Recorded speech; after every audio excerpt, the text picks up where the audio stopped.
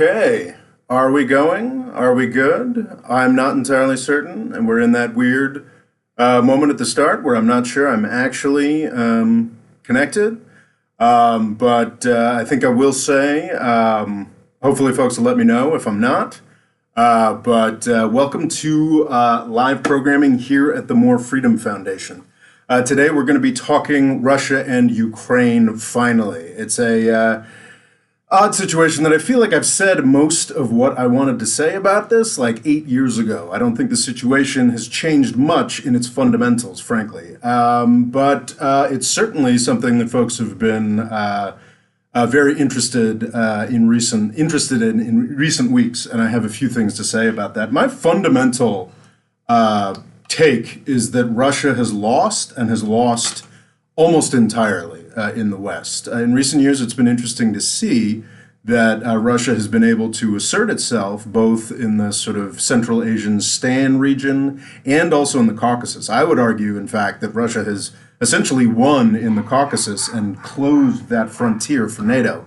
Whereas in the West, he has lost and lost miserably. That is not the story that I think you're going to get most other places. This week, as the Russian and Ukrainian governments make whatever deal they're going to end up making to hopefully avert a horrific invasion. I think you're going to hear a lot about, Putin won, Putin put one over on the West, or this, that, or the other thing. And honestly, I think that's nonsense. I think that couldn't be less true. And I'll get into that in detail. I really do think that what happened in 2014 is that Russia fell into a Ukraine trap, and if they were to commit the horrific invasion of Ukraine that the United States government seems to be expecting, they would just be falling further and further into that Ukraine trap that was sprung all those years ago, back in 2014.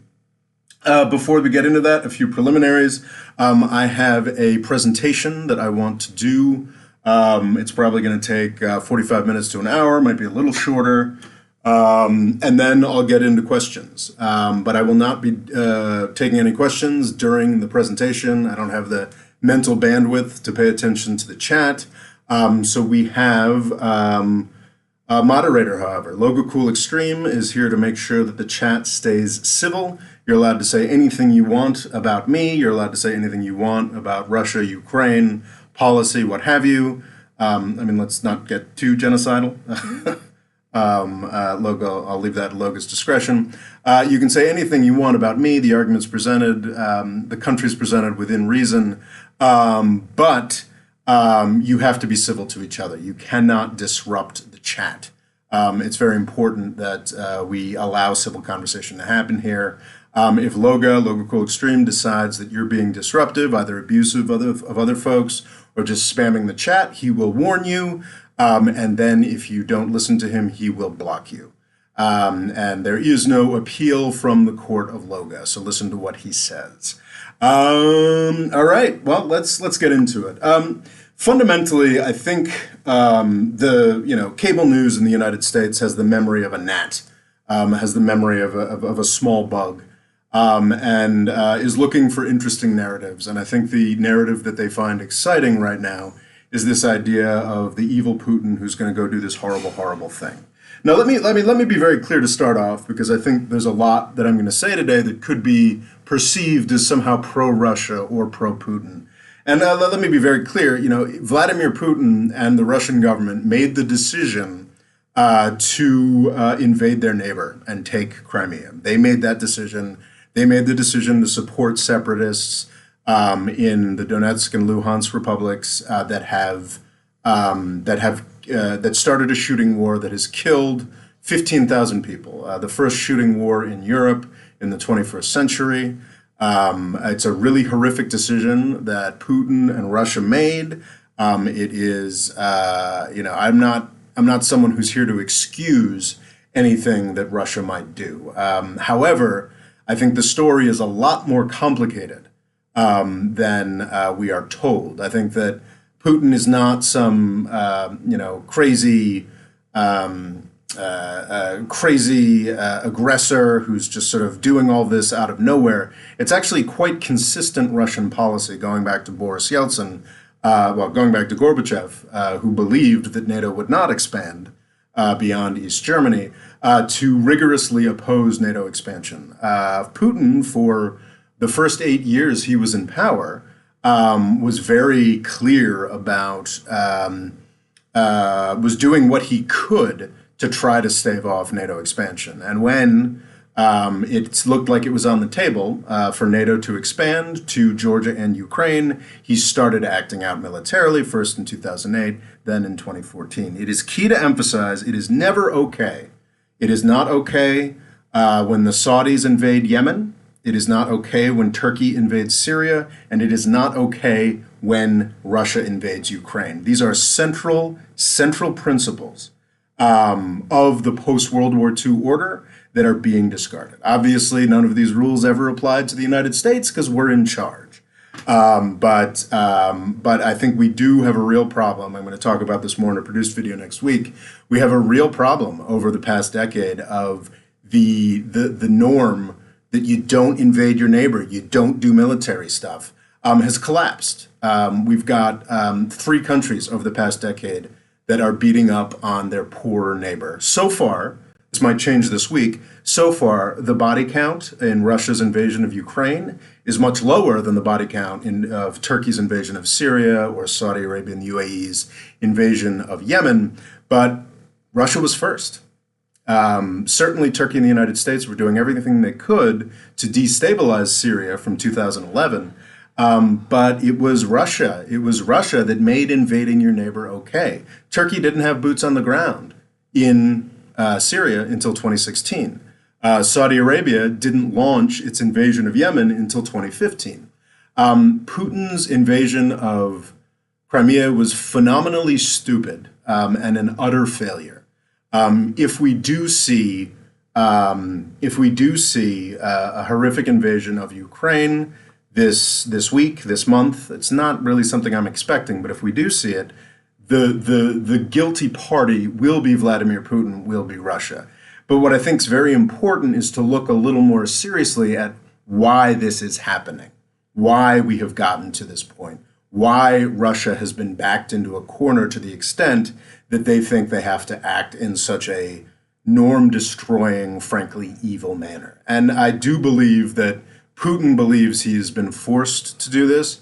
I do believe that almost any Russian politician in a similar situation would act similarly. I believe Navalny, the human rights crusader who's currently, I think today, on trial in Russia, I think that he too would support a policy of keeping NATO the heck out of Ukraine. I think it's pretty key to talk about what the United States is getting out of this, because what the United States is getting out of this is immense.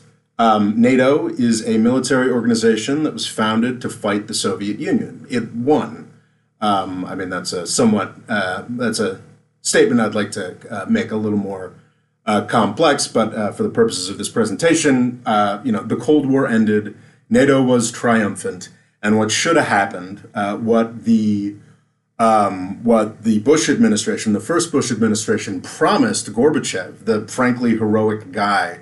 If it hadn't been, I'm not a big great man theory of history guy, but there are any number of folks who could have been running the Soviet Union in the 1980s who would have overseen, probably World War III would have been the way that the Soviet Union ended, rather than the peaceful collapse that we had. So this guy who did so much to bring a peaceful resolution to the Cold War was bold-faced lied to.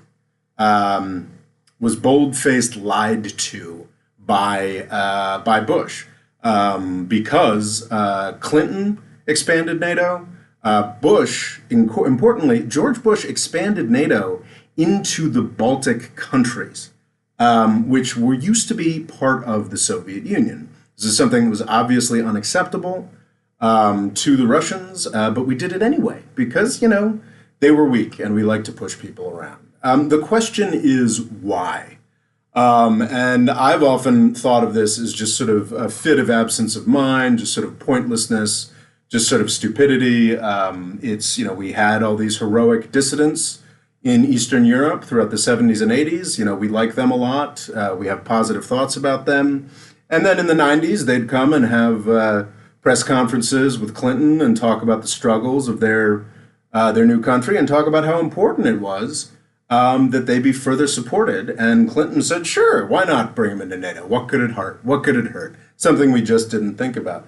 But what's important to point out is not just the physical extension of NATO, but what it means for the main purpose, the main central purpose of the United States government and United States foreign policy. That central purpose is selling weapons. And famously, Europe hasn't been very interested in purchasing weapons. They famously don't spend too much on their defense, which is why we're in this ridiculous situation where the United States is the lead character in these discussions with Russia. Doesn't make much sense with an EU that I can't recall what the actual figures are, but I believe EU's gross domestic product is somewhere on the order of 10 times larger than Russia's. Yet somehow, us all the way across the Atlantic, it's the United States that has to handle this. And we love that situation, or rather the defense industries that have bought and paid all of our, the defense industry, am I still breaking up? Can you folks see me? Is there a problem here?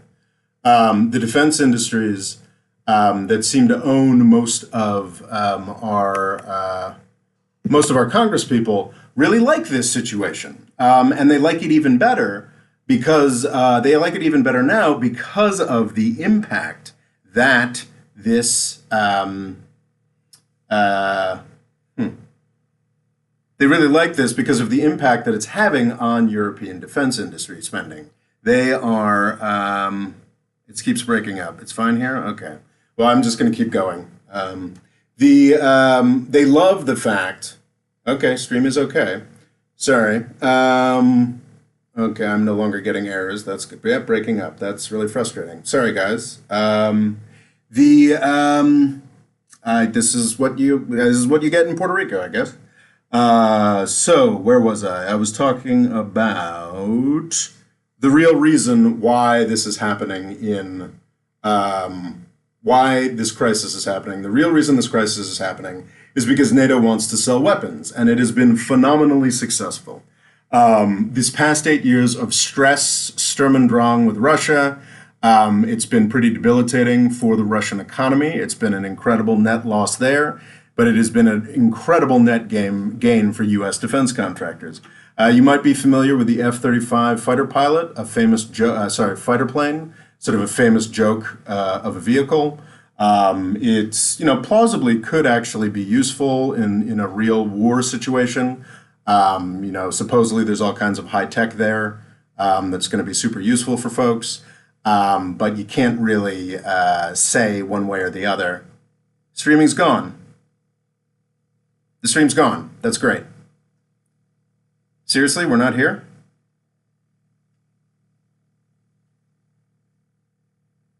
Seriously? Well, I'm not coming through at all? Okay, so I am coming through for some. That's really... Okay, it's back. Well, I'm really sorry about this, guys. Jesus. People are complaining the stream is that, yeah, well, is it here? Am I here or am I not here? I think is the key question. Stream is back now. I still see you. Okay, I'll keep trying to do it. Sorry about that. Sort of putting me off my game a bit, guys. Okay, so we've got... the F-35 fighter jet is a famous joke of a plane, might actually be useful in a real conflict because of the top secret sensors and technologies it has. Doesn't fly very good. And I think in a situation where there was not an ongoing crisis in Europe, in a situation like that, I don't think many Europeans would be buying F-35s. To be clear, there are a number of countries, including, I think, Denmark, the Netherlands, Italy, famously used to be Turkey, who had signed up for the F-35 platform from the get-go. But what we've seen in recent years is a whole bunch of other countries signing up to participate in this program, this massively expensive program. Most recently, Finland, on December 10th, agreed to purchase 64 F-35s at the cost of $11.3 billion. Switzerland last year agreed to purchase 36 F-35s at $5.5 billion. Poland last year signed a contract. Couldn't find exactly the information for that. Now, that all may seem a little nickel and dimed when you're used to hearing about $100 billion contracts with Saudi Arabia. Of course, those contracts with Saudi Arabia aren't actually real. That's sort of Donald Trump puffery. There are absolutely tens of billions of dollars worth of weapons that are sold to Saudi Arabia every decade. But these larger commitments, these ongoing commitments with countries that, frankly, the United States military actually respects, are things, unlike Saudi Arabia, are things that they're very interested in. I mean, Finland purchasing all these planes, that's just the start. There's going to be ongoing maintenance contracts forever and ever and ever and ever. And I don't believe that any of those extensions beyond, there's a certain amount of rich countries in Europe who consider it to be in their defense interest to sign up to produce these planes with the United States.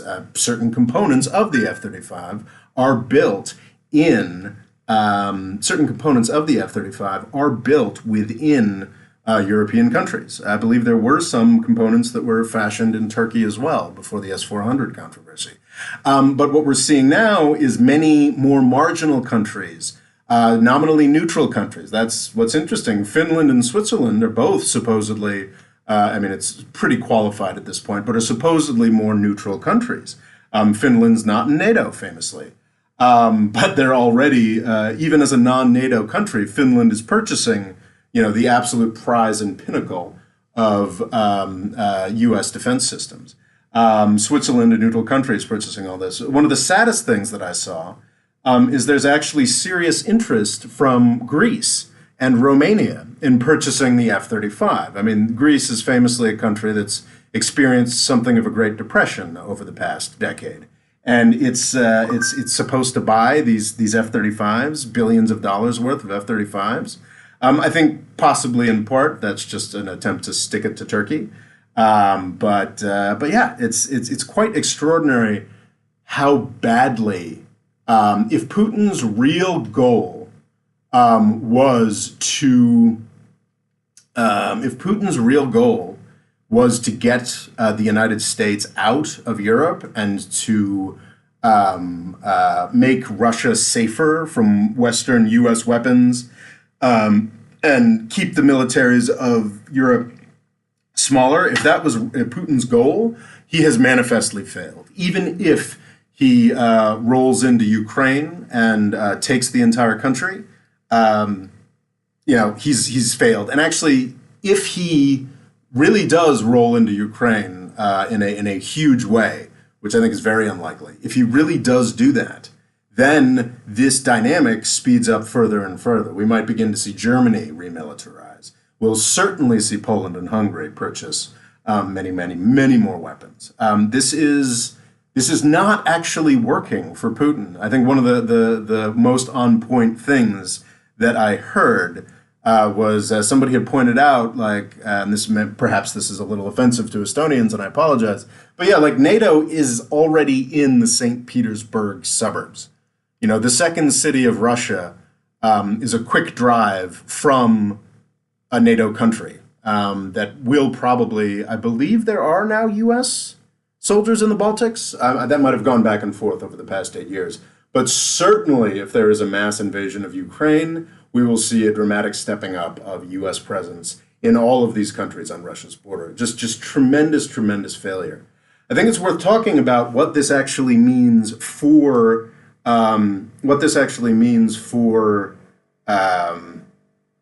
what this actually means for Ukraine itself.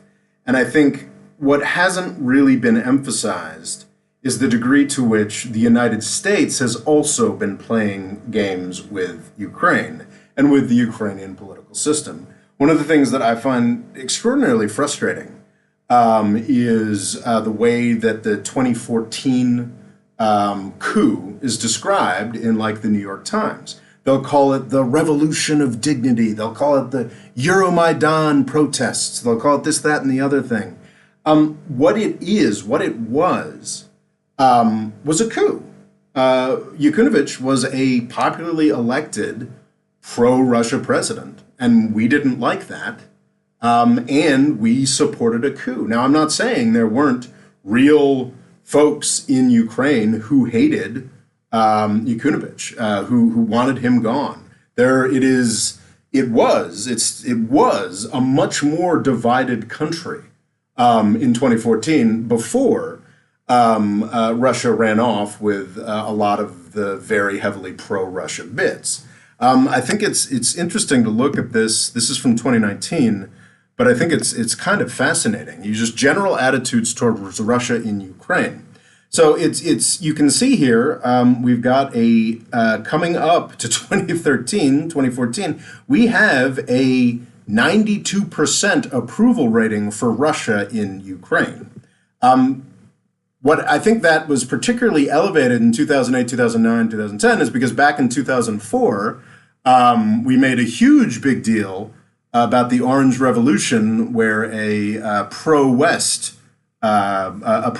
leader, I think a couple pro-West leaders, was it Yushchenko and Tim? I can't recall exactly, but they came to power in 2004, and were just an absolute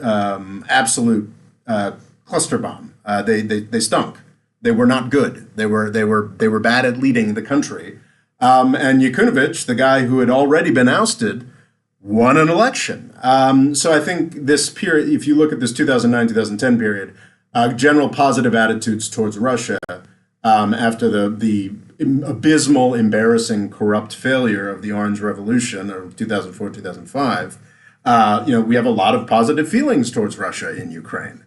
Unsurprisingly, when Russia chose to invade and annex parts of Ukraine, that approval rating plummeted. It is kind of crazy, actually, that even with all of that, we can see points in 2018, 2019 where approval for Russia actually turns net positive again. But I think, we've successfully gotten it into the net positive. These are like, Donald Trump approval numbers in the United States that Russia has. But I do think this graph is pretty interesting because there's this idea that in 2013, 2014, there was everybody in Ukraine wanted Yanukovych out. And that's simply not true. That's not true at all. This guy won an election. There was an election, I think, impending in Ukraine at the time. And we could have waited until the election to see whether he could get reelected. But there were people within Ukraine and within the United States government. John McCain was literally marching on the streets with the protesters.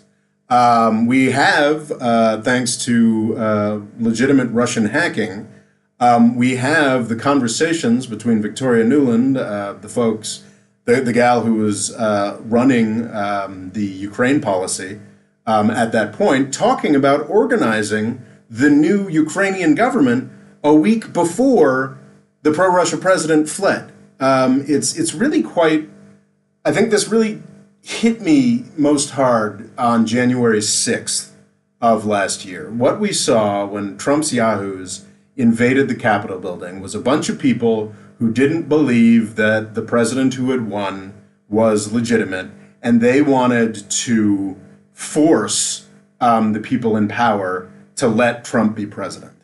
And that's exactly what we saw in Ukraine in 2014. That's what the revolution of dignity was. For sure, those protesters had a lot more stick-to-itiveness. They protested for months. They didn't just come in for one day. to take selfies. But also, yeah, they protested for months and were heavily supported because Ukraine was actually like, we talk a lot about, fears of civil war in the United States.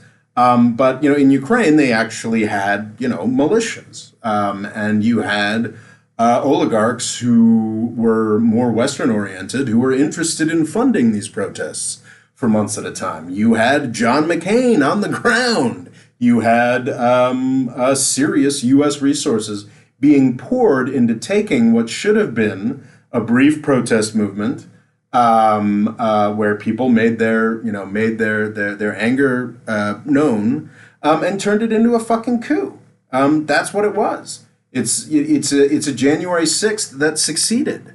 Again, look at this graph. Like, at no point at no point before the Russian invasion there was falling approval of Russia, but approval of Russia was still positive in the country. It's quite if you look at the graph, Russia was positive in the country even after they had started taking Crimea.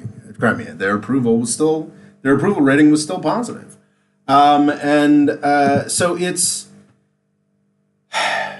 incredibly frustrating because none of this had to happen. There was no reason for the fledgling democracy of Ukraine to get overthrown by the United States. There was no reason for Russia, and if that hadn't happened, Russia would not have invaded. Looking at those approval numbers, Yanukovych, it would have been close, but he probably would have lost the next election. Or maybe he would have won, which would mean that everything we've seen over the past 8 years in Ukraine was incredibly illegitimate.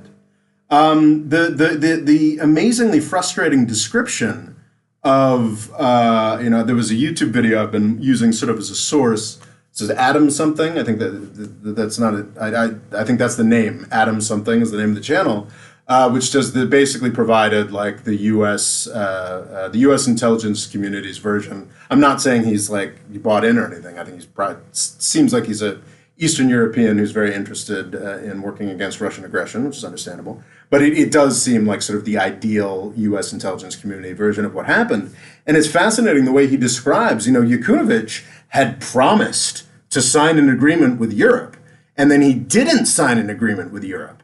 So that means it's okay to throw him out of office. Like, that's not how constitutions work. That's not how governments work. Joe Biden promised that he would, Joe Biden and Donald Trump both. Actually, no, that's inaccurate. Donald Trump promised he would get us out of Syria. He never did that. That doesn't mean it's okay to do a coup against him. Joe Biden promised to end the war in Yemen. Instead, he's doubling down and sending U.S. troops to help fight it. Joe Biden promised he'd get back into the Iran nuclear deal. A year later, he hasn't. That doesn't mean it's okay to kick him out of power. And I think that really, it's not just Russia that has been using Ukraine's democracy as toilet paper. This is something the United States has been doing as well. And the United States, of course, is better able to do it. The United States is, of course, better able to more powerfully exert itself in Ukraine and in countries all over the planet because we're like infinitely richer, because we have all kinds of organizations, layers of organizations that help us exert our will. I'm not even against much of it. I'd have never claimed to be against American empire, to think the world would be better off without U.S. hegemony. I don't think that at all, actually. I think we've done a lot of good, which is why I find it so goddamn frustrating that we created this issue, that we turned Russia into a rogue Russia. I think NATO should have ended in the 90s, or at least become completely moribund. But now, of course, I have to support the existence of NATO because we've created this abysmal situation in Ukraine. And as sort of just to talk about, I keep coming back to this figure of Victoria Nuland, and I always get irritated when I'm singling out a woman. But I mean, she's had a horrific horrific career. And what I think is so fascinating about this woman, so even if you think my interpretation of those leaked documents is too conspiratorial or wrong, I mean, there's actual audio of it, of her setting up the new government before the old guy fell, but maybe I'm wrong. Maybe that's too conspiratorial. Maybe everything she was doing in Ukraine was the right thing. Whatever.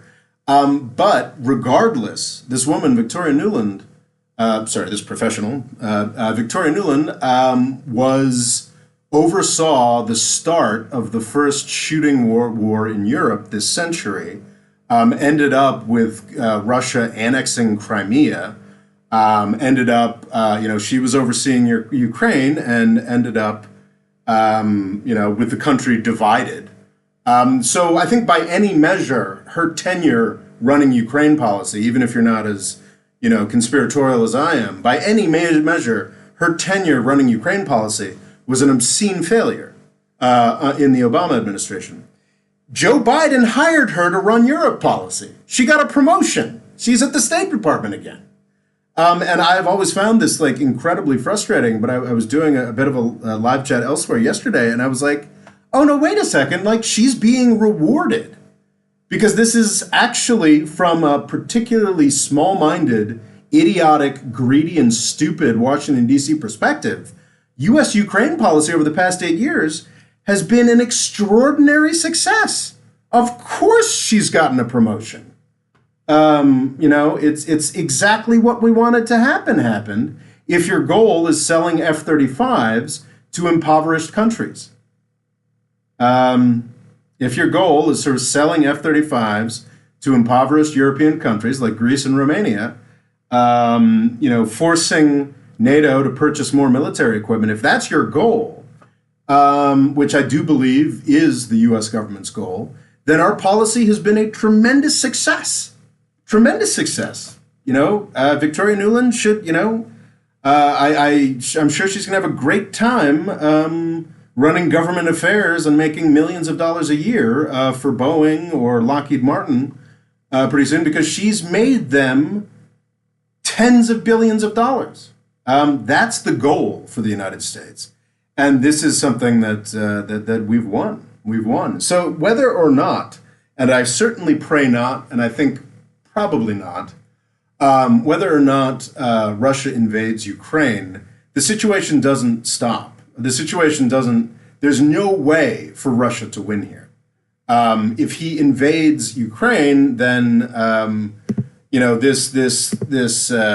if he invades Ukraine in as destructive a way that he is capable of, then this sort of positive, this approval of Russia in Ukraine will permanently sink to zero.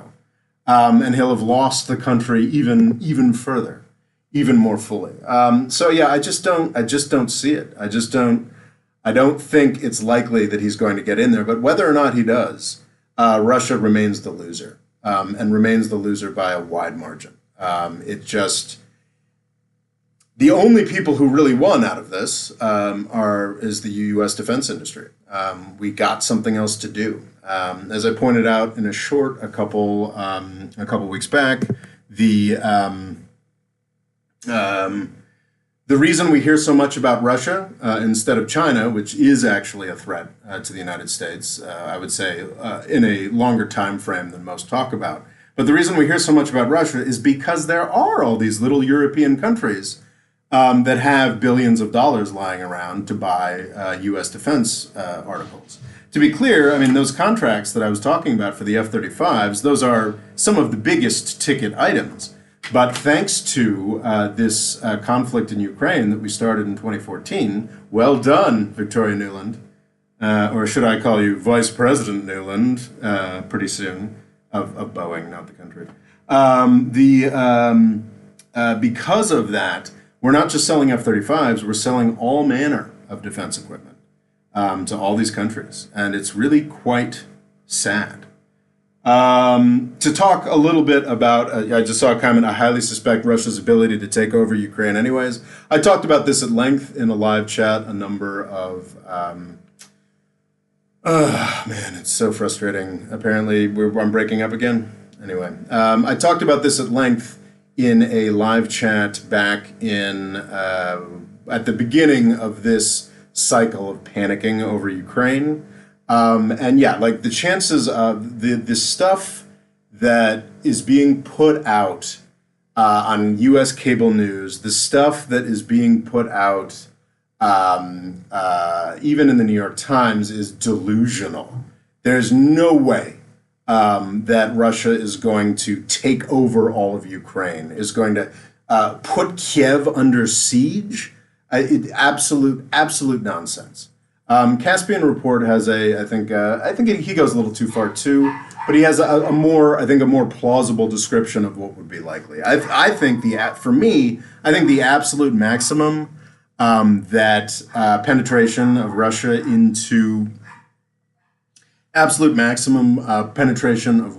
into Ukraine would be to take the Donetsk and Luhansk republics. It's important. Some folks were emphasizing on Twitter earlier today, and it's important. The separatist republics do not control all the territory that they believe they are entitled to. So to be clear, if Russia were to recognize those republics and intervene to defend those republics and take back the territory that those republics claim within Ukraine, that's a major war. That's a major shooting war that would probably see Russia completely destroy Ukraine's military. That's for sure. Yeah, that's horrific enough. But that's much more limited than what you're seeing on U.S. cable news right now. So that is a horrific war. I think what Russia is absolutely capable of wiping Ukraine's military off the map. All the special anti-tank weapons we've been selling them, all the stuff we've been sending, that could simply be gone. That could be wiped out in an afternoon at the cost of tens of thousands of lives, for sure. But whether Russia could go on to take territory, I've seen a lot of stuff saying, oh, they're going to take everything up to the Dnieper because, on more or less on the eastern side of the Dnieper, you've got more Russian-speaking lands, and on the western side, you've got more Ukrainian-speaking lands. I think that's nonsense. I don't think there are enough people in eastern Ukraine who would be resentful of Russian occupation that it would become an absolute nightmare. I think what's very likely, I've said there's no way I could envision a large-scale Russian occupation or siege of Kiev. What I could absolutely envision, however, is a Russian destruction of military assets around Kiev. We could absolutely see bombing of Kiev, which would be horrifying. But the idea that the Russians are going to go and take the whole country and they're going to, find Zelensky and shoot him in the head, honestly, frankly, ridiculous. It's not going to happen. I think what's possible, however, is an attempt on Mariupol, and I think depending on whether Russia is able to encourage some kind of separatist movement in Odessa, maybe they'd even go as far as Odessa.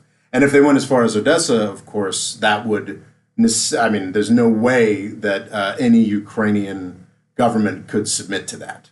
There's no way that there's a room for negotiation after that, because if Russia were to go all the way to Odessa, then they would have entirely taken the Black Sea coast. To be clear, I don't think any of this is going to happen.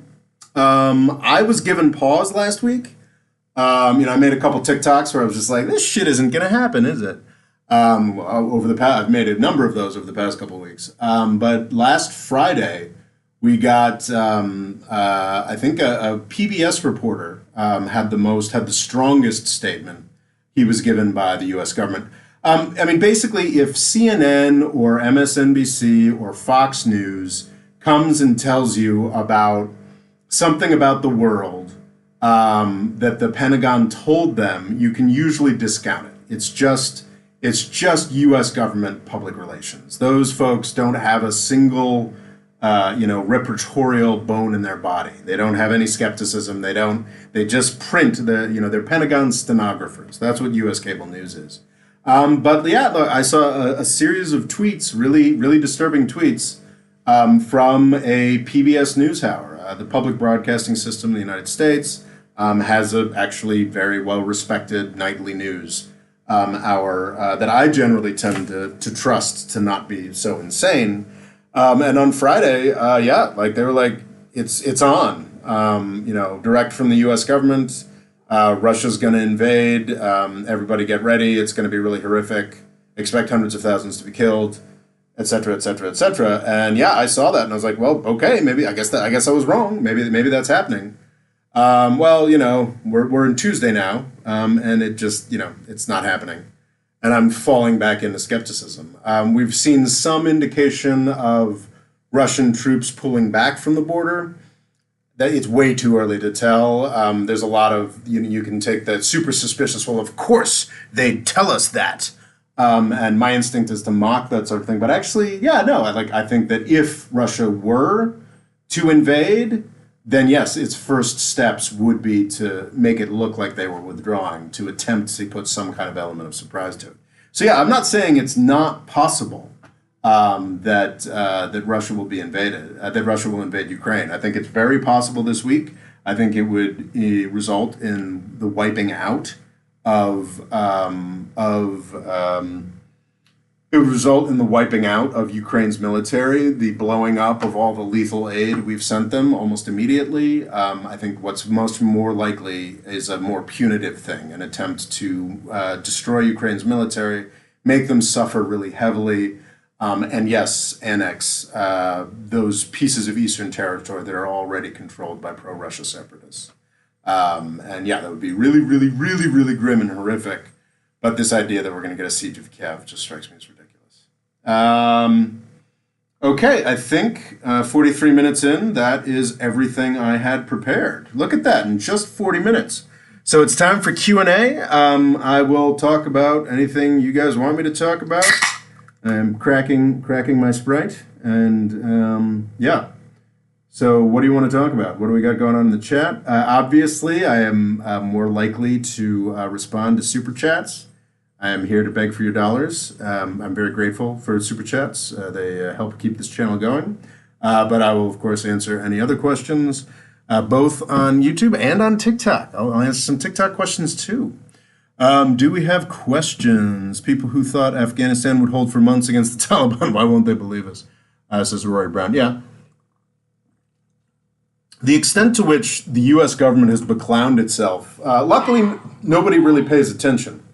There's nobody actually holding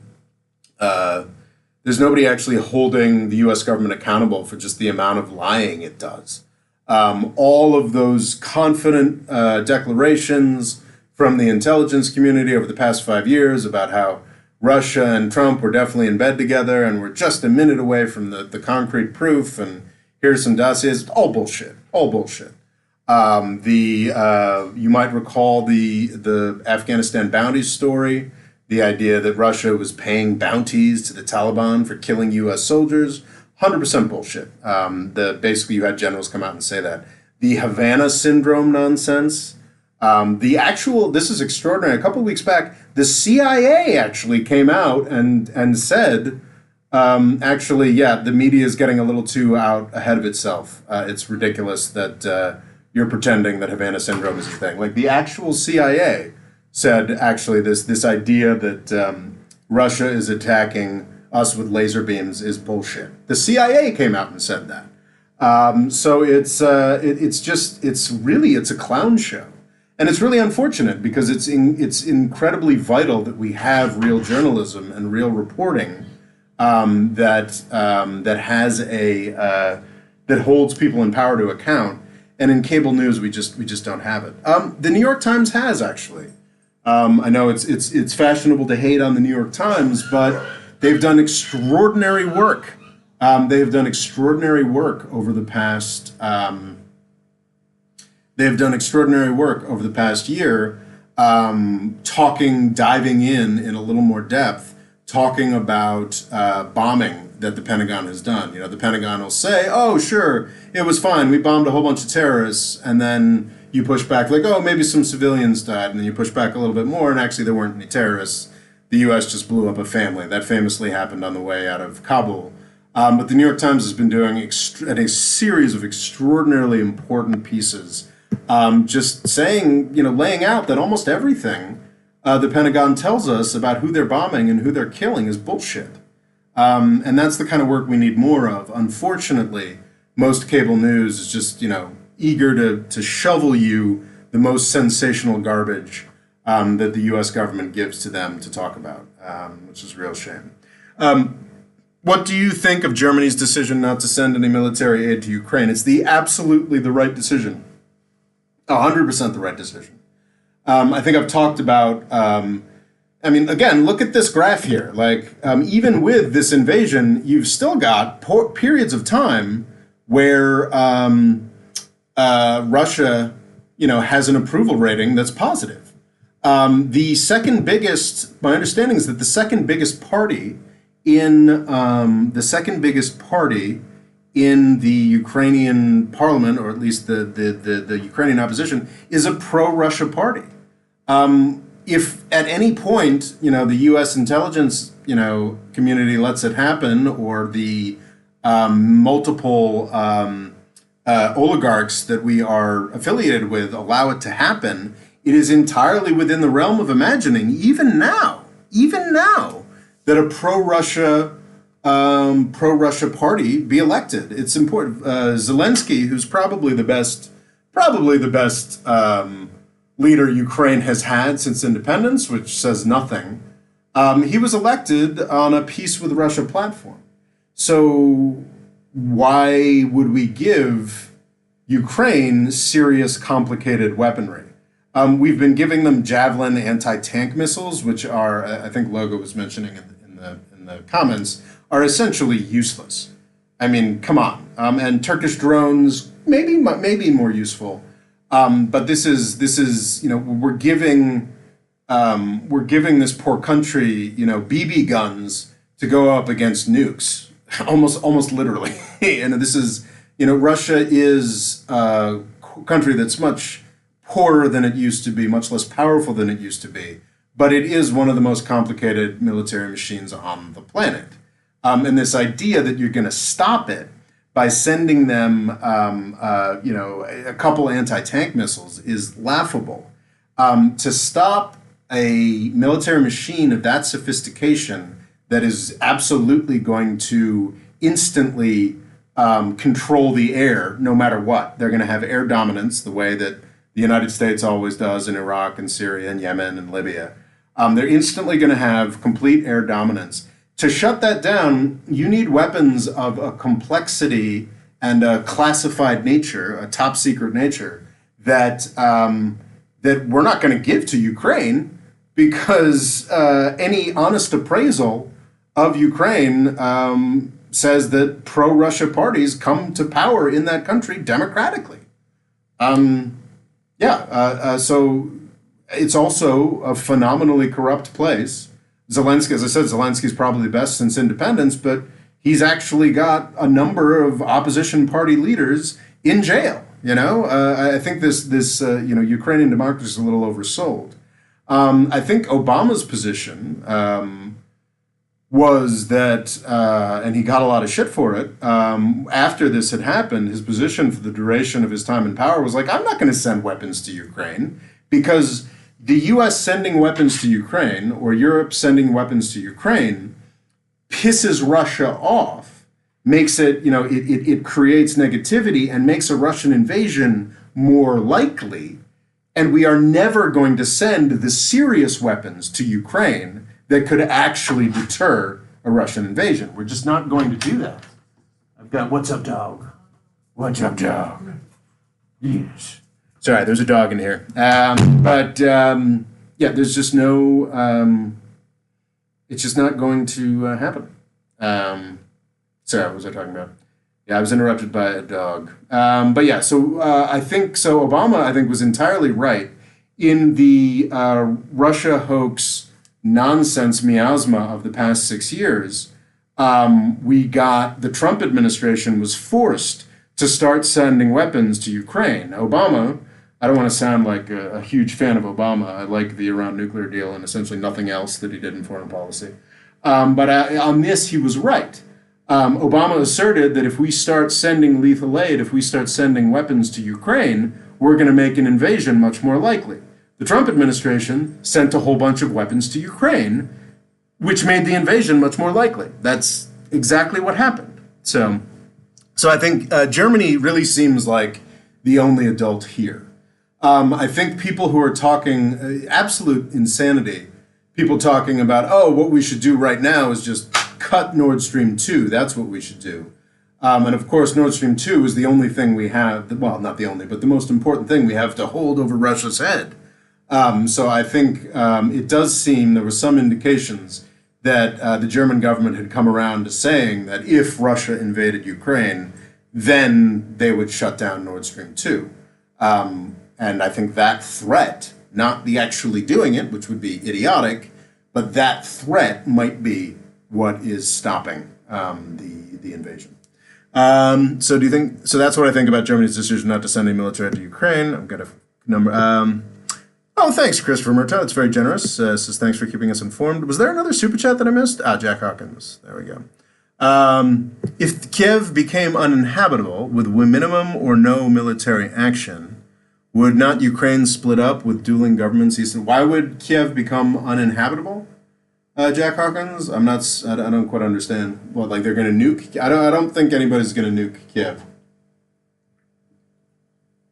I mean, for one thing, Ukraine is on Russia's border, and to irradiate Kiev would mean irradiating much of Russia. I don't think anybody thinks the stakes are this high. So yeah, I don't. If Kiev would Ukraine not split up with dueling governments east and west? I don't necessarily. The thing about Ukraine, and unfortunately, or fortunately, there's been a lot of sort of identity formation for Ukraine over the past decade. The invasion by Russia has provided a real national cause to Ukraine. So it's not. I don't think it's anywhere. And I think this is the mistake that people are making. They're like, oh, well, okay, we've got 70%, we've got 52% Russian, native Russian speakers up to the Dnieper. So that's instantly going to, fall into a straightforward civil war type situation. But what about the other 48% of people in those, barely Russian majority areas? Like, I think that Ukraine is a much, much more complex and complex place. I don't think it's. I think if we truly were to see a larger scale war in Ukraine, I think it would probably be maybe not. Well, I don't know. It might be a little more like a Yugoslavia situation where we saw some really horrific ethnic cleansing. Though I feel like it's easier for Ukrainians and Russian, more culturally Russian, more culturally Ukrainian folks to deal with each other. I don't know.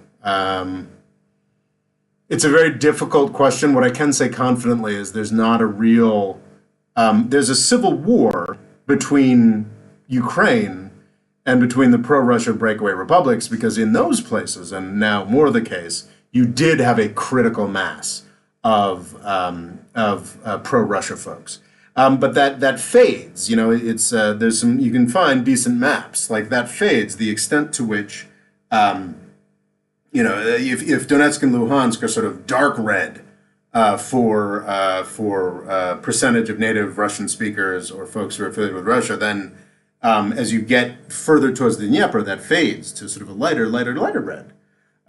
So yeah.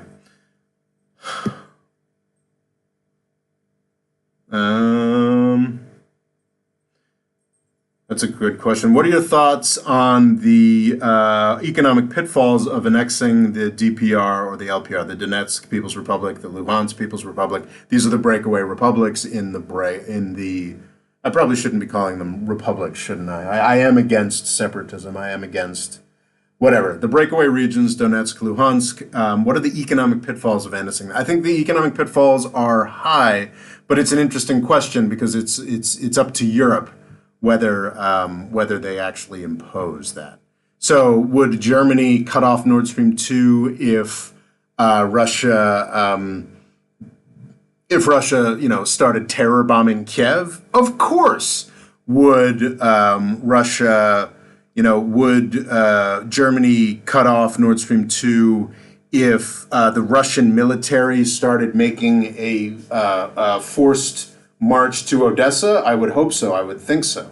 Would Germany cut off Nord Stream 2 if Russia decided to openly annex Donetsk and Luhansk? That's an open question. What does that actually mean? Does that mean when they do that, do they also wipe out the Ukrainian military? Then yeah, probably Germany would react to that. Of course, it's not just Nord Stream 2. There are many, many, many, many other levers that Europe can pull and the United States can pull. But yeah, that's a huge question, Red November. Like, what do you think? Yeah, what would happen? And of course, the main question is, are they going to annex I think if they were to annex those territories, then they would send in their military, and their military would be to do that would, I think annexation would absolutely trigger, if Zelensky wanted to stay in power, he might have to attack those republics, which then of course would give Russia the casus belli at once, and then what it does with that. So yeah, there's a lot of different levels to this. But that's a very good question, Red November. Oh, wow. Thanks for giving us forum. Well, thank you. That's very kind of say, Christopher Mata. Oh, wow. Okay.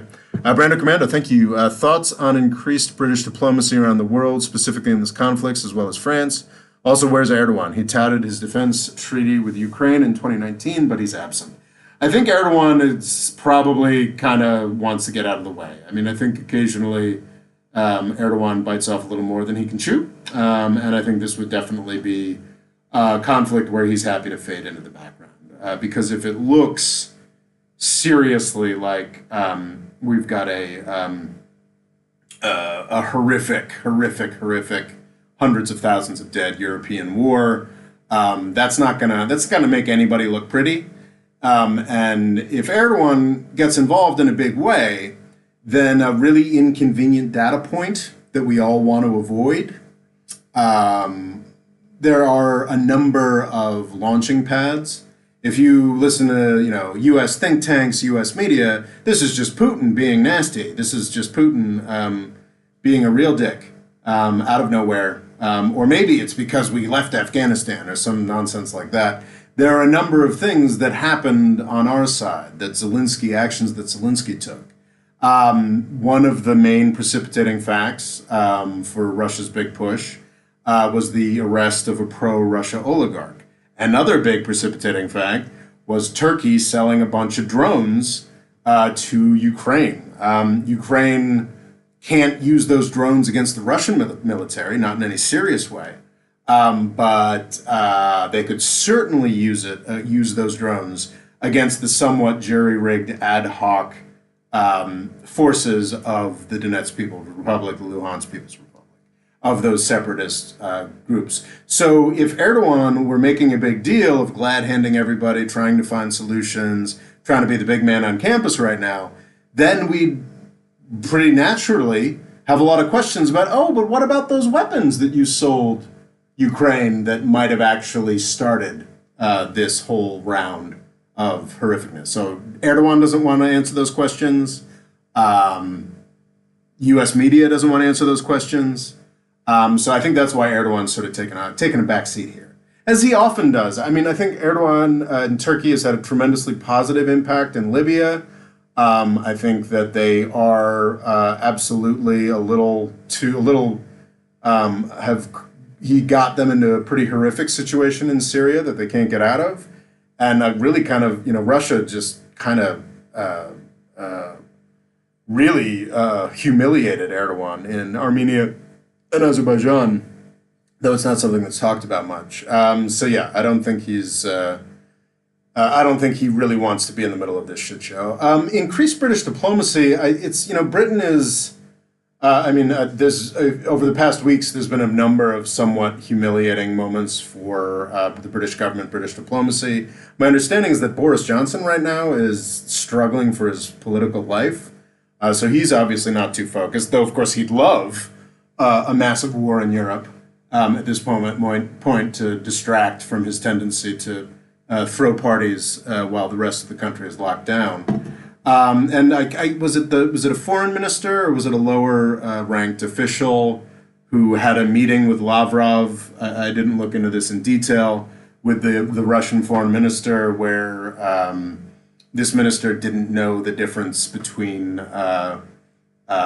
just clearly hadn't been briefed to the extent of knowing which parts, which regions were part of Russia and which were part of Ukraine. I haven't really had much. I think I've been. Maybe impressed isn't the word, but I've noted sort of Macron's, France's efforts to play a part here and help to diffuse things. I think that's part of one of the things that Putin wants, is this idea that he's got different interlocutors in Europe other than the United States. So I think Macron and Putin sort of helped each other. They both made each other look more impressive, and that in part might contribute to making conflict less likely. So talking is always good, and I am happy that Macron has been talking in ways that are humiliating for your country and indicate a lack of understanding of the basic conflict that you're attempting to weigh in on. That's less good, and I think that's certainly how Britain has. That's what's come to mind the most for me with British diplomacy over the recent weeks. It's very interesting because a lot of the Brexit push was we're going to become an independent power again. And that's certainly gotten surprising bit of co-signing with the AUKUS agreement, the US and UK getting together to build nuclear submarines for Australia. But I'm not, outside of AUKUS, I'm not seeing many indications of Britain's new diplomatic weight, power, and impressiveness. Of course, I wasn't expecting any of that, so maybe I'm a little biased. Thank you, Brando Commando. Scott Locks, where are we? Scott Locks, thanks for the info. When, if ever, will Germany be the dominant say in the EU and the NATO relationship with Russia? Also buy diet soda. Well, thanks, Scott. What, you don't like Sprite? I didn't actually buy this Sprite. A bunch of folks dropped this off at the house, so just slowly working my way through it. Wow, it's like I'm doing a product placement. No, I'm not there yet. So Germany is the dominant say in the European Union, and I think actually Germany's sanity and restraint throughout this controversy with Russia and Ukraine has been tremendously valuable. They're sort of like the only adults in the room. But obviously Germany wears the pants in the EU to the EU's tremendous detriment if we're talking about their struggles with the euro and the Greece crisis, sovereign debt crises over the past, decade. There's a lot of tension with Germany for historical reasons being unwilling to sort of openly acknowledge the extent to which they are in charge of the EU. But I think practically speaking, they kind of are. And I've actually appreciated their restraint throughout this Ukraine crisis. And I think they've made it more likely that we make it to the end of it without some horrific crisis. Have I just been talking with nobody told me that I wasn't, you didn't see my beautiful face here. I guess nobody cared. So when will Germany be the dominant say in Europe? It's hard to say. Questions. Logo Coolix, Red November says the Russian army is a ground fighting force. It does not focus on aerial supremacy like the U.S. and will not focus on that aspect of an invasion. Ukraine has plenty of air. I don't think that's credible. I don't think that's true at all. I think that as we've seen in Syria, it's not as huge a commitment as is advertised. Russia has done a ton of aerial bombing. And I don't think it's a question of like the kind of military you have. It's not a choice you can make in modern times to be focused on fighting on the ground instead of the air. No, I mean you need air dominance, and the Russians will establish that as soon as possible. And I fully believe they'll establish that immediately. Ukraine simply doesn't have the equipment it needs to truly compete. Germany isn't even using Nord Stream 2 right now, so Russia has to stay clean if they want to open that. Yeah, I think that's very true. So yeah, there you go. Ukraine doomed to division. I don't think so. That's the really frustrating thing, is that before we did this coup and Russia did that invasion and started a civil war, I mean, Ukraine was figuring it out. It was a really unhappy, really corrupt place, but you know what doesn't help a place become less corrupt and unhappy? Coups and civil wars and invasions. So it's another place like North Africa after NATO's destruction of Libya that like has had sort of a lost decade, and it's really sad. I've seen some articles, folks making the case that I mean certainly Ukraine's military is in better shape than it was in 2014, which makes a lot of folks in the Washington D.C. press corps happy for obvious reasons. But what a terrible waste of a decade to be in war like this. But I don't think Ukraine's doomed to division. I don't think anybody's doomed to anything. My great hope here is that somehow we get some kind of, whether it's Minsk, the Minsk process or whatever they call it, or my great hope is that we do get some kind of settlement here that is amenable to both Russia and Ukraine, and we can finally sort of consider the frontier closed or what have you in Europe, and eventually sort of get to a point where Russia can be reintegrated back into the European system, which of course I believe is an inevitability, but. And of course, at some point in the 30s or 40s, somebody's going to go to Russia and, basically do the Sino-Soviet split that Nixon did. Nixon didn't do, but took advantage of, sort of do that redux. That's sort of the way I see things obviously trending. Of course, that's not actually in the interest of the U.S. government, because the U.S. government wants to sell more weapons. So it's in the U.S. government's interest to keep this going as long as possible, keep it as tense as possible. I don't think that's certainly not Russia's interest. That's certainly not Ukraine's interest. Certainly not Ukraine's interest. And I don't think it's Germany's interest either. It'll be interesting seeing what exactly the fallout from this will be longer term. I think in the short term, Putin is indisputably lost. We've got a lot of small European countries that are terrified, are going to spend a ton of money on U.S. weapons. I think that, France, the French government, the German government, certainly the Ukrainian government, significantly less impressed with the U.S. government's behavior over this crisis. The sort of Washington, D.C. fail nerds eagerness to defend Ukrainian freedom, defend Ukraine's freedom to buy F-35s, to the last dead Ukrainian. I don't think kind of impressed the Ukrainian government much. But no, I don't think anybody's doomed to division or failure. What is China's position if Russia attacks Ukraine? I think China's going to just be very careful to not say much, because China and Russia both actually make a big stink about caring about sovereignty, and invading your poorer, weaker neighbor is not a big sovereignty thing. I think a lot of people really try to connect the Taiwan and Ukraine issues, and they are fundamentally very different. Ukraine had independence that Russia recognized. Might be want to try and to some degree, might be interested in clawing back a little bit. Well, yes, they annexed Crimea. But China would not see the Ukraine situation as analogous to the Taiwan situation.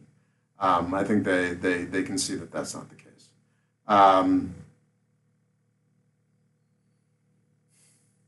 But China is very interested in cultivating Russia as an ally, as a fellow supporter, or what have you. So while they certainly won't heartily endorse Russia's invasion of Ukraine if it happened, they wouldn't condemn it either. So yeah, I think they just continue to be rather quiet about it. I think China, at some point in the past week or so, I can't recall, I don't believe it, was it an actual meeting between, I don't think it was a meeting between Putin and Xi, but there was some kind of statement from the Chinese government where they laid out, there was some kind of statement from the from the Chinese government where they endorsed Russia's view of NATO expansion and talked about that, but I don't believe that would go all the way to the extent of supporting invasion and annexation. I could be wrong about that. I see a super chat. Thanks, Rob. What is the best outcome for all major countries involved? No war. No war is good. I really need to read up on the Minsk Agreement. So one of the issues that prompted these Russian threats is the fact that there was a Minsk Agreement talking about autonomy for Donetsk and Luhansk that was signed as of 2014, or it was 2015, right? I think the standard Washington, D.C. line on Minsk is that, oh no, Ukraine was forced to sign that, so it's unfair to hold Ukraine to that. And uncharacteristically, I kind of agree with that, actually. I need to look into it in more detail. Absolutely, the Minsk Agreement is something that Ukraine was coerced into. I think, however, they did sign it, but I haven't done the detailed study on what the Minsk Agreement is, what the Minsk process is. I do know that Ukraine has not been honoring it. I'm not 100% sure they should be forced to. But regardless, there needs to be more diplomacy, more discussion. I don't think people quite appreciate the extent to which U.S. politics, not just the coup, the controlling, the whatever we did in 2014, but U.S. politics in the Trump era were a catastrophe for Ukraine. The way that we've whipped around this poor guy Zelensky, the way that arming Ukraine became a political football in the United States. It's just incredibly childish. And it's the contempt with which we treat Ukraine as just sort of an adjunct of U.S. domestic politics is pretty horrific and pretty humiliating. It is a great tragedy. But that's what we do. So if the United States could just lay off a little bit, if Russia could lay off a little bit, we need time and space for diplomacy to occur. I think I had mentioned before that Zelensky was elected to make peace with Russia, and he made a turn to hawkishness. He made a turn towards heavy hawkishness because he was afraid of a coup that would kick him out of power for being too pro-Russia. Not because it was unpopular. He was elected to make peace with Russia, but because there are power brokers in Ukrainian politics that are interested in forcing a war. So Ukrainian politics desperately need to be cleaned up. Is Zelensky the guy to do it? I mean, I think he's the best they've had so far. And it would be nice if there was some stability in Ukraine, frankly, that there just hasn't been so far. Yeah, that. Yeah, invading your poor, weaker neighbor is not a big sovereignty thing. More freedom. Yeah, it's not. It ain't great. It ain't great.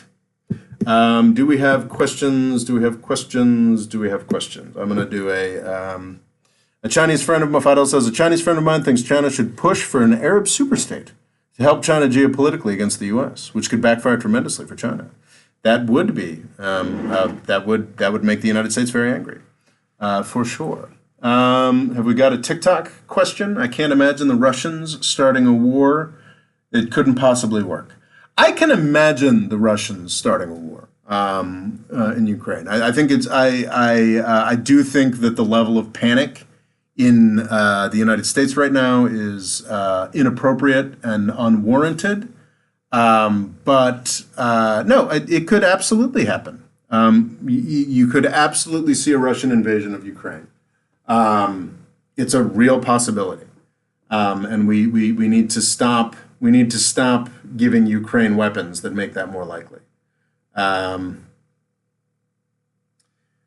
Do you think, Bond Girls Forever asks, do you think a sustainable shift of the weapons market against China instead of Russia is possible? I mean, we're certainly doing it.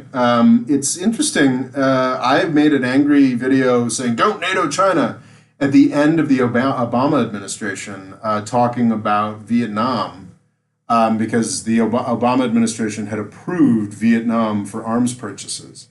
I haven't seen a lot written about large-scale purchases by Vietnam. The United States is absolutely, I mean, you want to talk about always be closing. You want to be talking about some of the most aggressive sales force in human history. You know, Glengarry Glen Ross, is that a reference anybody gets? It's a great, for the youngsters, there's a great Alec Baldwin, maybe, perhaps, well, except for 30 Rock, Alec Baldwin's greatest role is a 5-minute cameo in a David Mamet play that made a great film called Glengarry Glen Ross, talking about sales. And the most terrifying salespeople on the planet are those in the military-industrial complex, not because they're particularly smart or talented, but because they are backed by the full weight of the U.S. government. What was the question here? Yeah, so we're talking about trying to develop weapons markets in Asia. So we approved Vietnam for U.S. weapons sales. There was whatever bureaucratic thing needed to be done in the United States to start selling all kinds of weapons to Vietnam. We did that in 2016. I haven't seen a ton. Maybe I've just missed it. I need to read up on it more. I haven't seen a ton of indication that Vietnam has taken us up on the offer to any great degree yet. Of course, every weapons contract that Vietnam got would antagonize China and be an incident of some sort. I know the United States isn't worried about creating an incident by selling weapons to Vietnam, but I think Vietnam is probably wants to more carefully gauge when they may or may not be creating incidents with China. I know we certainly had hopes. I don't think they got to the approval process. We had hopes to sell weapons to the Burma junta. They've now cooed out the democratic government they submitted to for a while, so that's a little less likely. India's the big prize. India, well, we're going to sell all kinds of weapons to India. And I think we've sold some weapons to India, but they still buy a lot of stuff from the Russians, which we're considering sanctioning them for. So you're just never going to have that. I mean, Japan, I think, almost certainly purchases dramatically more money. Japan almost certainly produces dramatically more. Japan almost certainly produces dramatically more. Purchases dramatically more weapons from. Purchases dramatic. Sorry, I'm getting notifications from my phone. There's too much going on here. Japan, I think, probably purchases dramatically more weapons from the United States than any other country, I would think. Well, actually, now Australia, maybe. And yeah, that Australia deal for nuclear submarines is certain. Was that a $60 billion deal or something to that effect? That's a huge deal. But Germany, France, the United Kingdom, I think probably all of them individually, whether it's actual particular weapons items. I know France and Britain have their own defense industries, of course. Or if it's just in terms of contracting and, co-location and NATO nonsense or whatnot. Each of those, pour more money into the U.S. military-industrial complex than any any country in Asia other than Japan. You've got South Korea, you've now got Australia. I haven't thought about that. And you've got Taiwan on a somewhat limited level. Who else buys significant amounts of weapons? You don't have your equivalent to your Finland, who's just signed up for $11.3 billion in Asia would be what, like Laos? In Indonesia and Malaysia are serious economies that buy weapons, but they're also reluctant to antagonize China. It's not entirely clear that Malaysia and Indonesia feel the level of threat that the United States wishes it would from China. So, yeah, absolutely. People are definitely working in the United States to try and sell more weapons in China, but not yet. Multemeyer says Scholz, the German chancellor, was in Ukraine yesterday, and today he is in Russia, and in both places, it sounds like they're going to work again on implementing Minsk. You can argue in the very short term, not talking about the broader scale, the anger in Ukraine and the amount of weapons that the United States was able to sell. You can argue that if you do get a commitment to Minsk from Ukraine, that maybe this was all worthwhile for the Russians. But again, it's in this context where they've successfully, NATO was already present in the St. Petersburg suburbs, but by throwing this hissy fit, it is now going to be a much more heavily armed and possibly American troop garrisoned NATO position in the St. Petersburg suburbs. So. But yeah, I think, and what we need to do, of course, right now is to give Russia some kind of win so it can justify backing out. So, yeah. Alamgar asks, why don't you cover India? You should cover the conditions of minorities in India. I have covered the conditions of minorities in India. It's been a number of years. India is just so complex. It's an entirely different world. I'd love to cover it at some point. I have talked about Modi's treatment of Muslims in Kashmir, and I think I should check in on how things are going in Assam, which honestly was in a lot of ways even more disturbing than what was going on in Kashmir. But yeah, it's a real complicated, India is a whole world, and I've probably got to read another dozen books before I can cover it all well. It's important to me to not be like cable news and sound like an idiot when I talk about things, and I just don't know enough about India yet. I'm committed, maybe in the 2030s I'll be able to talk about India intelligently. But I'm not there yet, and I'm sorry about that, Alamgir. Brando Commando asks, it's funny how Nuland went from outlining the coup in Ukraine to testifying against Trump in his impeachment and back to the State Department under Biden. Yeah, it's not, I don't think I've made a secret of the fact that I hate Donald Trump. I try not to hate anybody, but that I think Donald Trump is one of the worst presidents we've ever had. He was an embarrassment, a humiliation. I think he actually personally changed my politics somewhat significantly. I was it was fading, but I was still sort of a libertarian-leaning, very, very pro-business, hyper-capitalist kind of guy in 2016. And the election of Donald Trump has got me like reading FDR biographies and trying to maybe I need to be more pro-union. He really has. Donald Trump loathed that guy. But yeah, Russiagate. It was a complete nonsense. It was. I've got on my Twitter. I've got 4 videos that explain this entire situation, including Russiagate. I've got a skit up that just sort of talks about the whole weapons thesis I've been outlining in this presentation. I put that skit up in 2014 on YouTube. And in 2016, I said, yes, this whole Russia thing, Trump sucks. He's terrible. It's incredibly a catastrophe for our country that he won. But this Russia obsession, I said, no, sorry, it was in January of 2017. I said, this Russia obsession will come to nothing, and it is bullshit designed to get Democrats and the U.S. public more generally angry at Russia, and it was completely successful. Nuland is your prototypical deep state figure. What's amazing, Brandon Commander, is she's married to Robert Kagan, who is the I don't like using the term neoconservative, but I think he's almost the definition of it. a huge advocate for the Iraq War, huge Republican, was actually in the Reagan administration helping kill people in Guatemala. And there's no real, I think the past 5 years have made it pretty apparent, like when it comes to foreign policy, there's not actually any real difference between Republican or Democrat. It's just one deep state that wants to sell weapons. That's all that people want. That's what people do. And that's it's pretty grim. So yeah, it is funny how Victoria Nuland screwed up Ukraine terribly, and then of course Ukraine became one of the main topics for the impeachment. To be clear, I think the impeachment of Trump over Ukraine was completely legitimate. It was kind of funny, the Mueller report came out, and as I predicted, found nothing.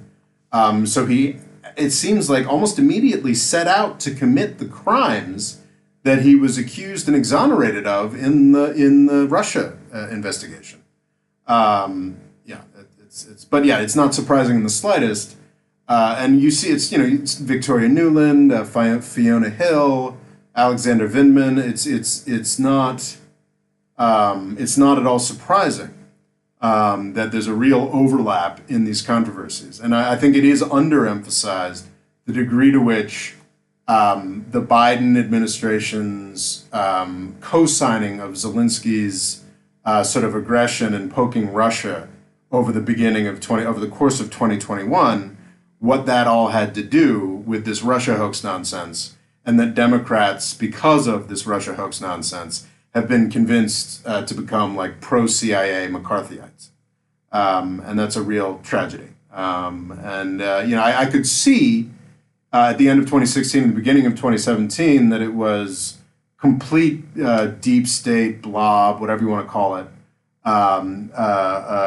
trumped up nonsense, the whole Russia hoax thing. What I did not foresee was how incredibly successful it would be. I have many close friends who are, people who care a lot and think a lot about public policy, and are, well-meaning Democrat types who are just like, yeah, I want to smack Russia around. Maybe in Ukraine we can start a fight. Like, it's just, folks who, really vigorously opposed war and hate the war on terror and, nod along with a lot of my stuff on the Middle East are like, oh, but yeah, I want to go smack Putin around because, he used Facebook to steal the election, which is just nonsense. It's funny how, okay, so thank you, Brando Commando. I think Daxton Min asks, do you believe the U.S. or Chinese government, would ever come out and just say that we are in a new Cold War? I mean, I think you have one. I think there's this Russia journalist. I don't know if he's right. I don't think he can go back to Russia. But there's this journalist, I believe, who is of Russian descent, Leonid Rogozin, who I follow. And his take, I think this overstates it a little bit. No matter how much I dislike the Atlantic Council, he maintains that in part this Russian escalation was launched by a bunch of intemperate reports from the Atlantic Council, just one of many, one of dozens of warmongering think tanks. I think that's a little ridiculous. I think that gives the Atlantic Council too much credit. But it is important that people in China and Russia can see, actually, the Ukrainian president, I think to his detriment, could see how we were talking about Russia for 4 years and thought that he had a little more leeway for aggression than he actually did. This is, of course, a mistake that the Georgian president Saakashvili famously also made in 2008. But the people can see how we talk about things in the United States. It's tremendously influential. And whether or not, we've got Jake Sullivan or Anthony Blinken, whether we've actually got Biden officials coming out and saying we're in a Cold War, we have infinite think tanks, respected thinkers, folks who get to be talking heads on cable news who come out and say pretty much the same. So yeah, I think we are in a new Cold War. And I think obviously at the higher levels of official government, during the Cold War, did anybody on the American or Soviet side openly say we are at a Cold War? No, I think they were probably all constantly making representations of how important peace and international agreement were. But yeah, so no, I don't think anyone in government is going to come out and say we declare a Cold War. I think that functionally that's where we're at, and that's certainly the way that people talk in Washington D.C. And I think it's also to some degree the way folks. I mean, we've got maybe sort of functionally different, but we have wolf warrior diplomacy in China. We have a lot of that sort of thing as well. Do you think that the expansion of NATO could be a good deterrent against autocracy? No, no. I think the expansion of NATO has caused autocracy. I think Vladimir Putin is a thug, and I think the greatest support of the length of his time in power has been NATO. I think NATO expansion is the reason Vladimir Putin is still in power in Russia, is the reason Russia is a rogue nation. So no, I don't think the expansion of NATO has been, I mean, good God. NATO's most significant action over the past decade has been the destruction of North Africa's economic potential, destroying Libya. I don't buy that NATO does good things. I think we have to keep it now because we have successfully created a rogue Russia, because we've created this situation, and NATO is committed to that. And of course, the United States is treaty committed to all these countries now. And if, U.S. empire, Pax Americana, the U.S. world system is to mean anything, we have to honor those commitments now that we have created the threat for NATO to fight. But this idea that I think NATO is unfortunately now a necessary organization, but this idea that NATO is like a benign organization that does good things is just horseshit. One of the most frustrating things is the way that NATO and the European Union have been so directly connected. I don't understand the logic behind this. I don't think anybody really has ever interrogated the logic behind this. The fact that it seems that before you get into the EU, you have to join NATO, which was a really bad decision. I just don't know why that was done. And it's not universal because Finland's in the EU, right? But it's not in NATO. But certainly over the past couple decades, we've been this thing where most countries that have been allowed in the EU, which is an organization I cherish, that I think is a phenomenal organization, has been very poorly run over the past couple decades. But a phenomenal institution that I'd be happy to see expand to the borders of China.